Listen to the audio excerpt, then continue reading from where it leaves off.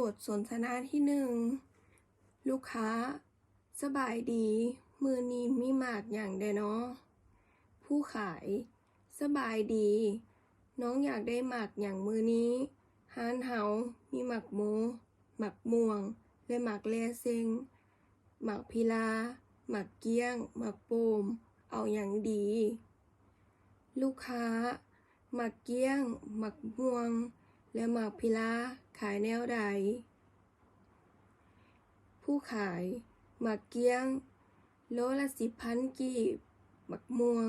โลละ15,000 กีบและหมักพิลาขายเป็นหน่วยละ5,000 กีบน้องเอาอย่างละเท่าใดลูกค้าราคาถูกหลายเนาะ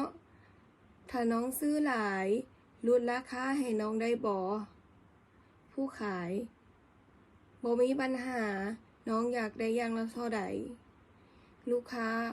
น้องเอาหมักเกี้ยง2 โลหมักม่วง2 โลและหมักพิลา3 หน่วยโดยน้องต้องการแนวใดอีกบ่ลูกค้าพอแล้วคิดรายเงินให้น้องได้เลยผู้ขายทั้งหมดราคา65,000 กีบแต่ลดให้เหลือ60,000 กีบก็ได้ลูกค้าขอบใจหลายเด้อขอให้มันหมานเด้อผู้ขายขอบใจหลายๆที่มาอุดหนุนร้านเฮาขอให้โชคดี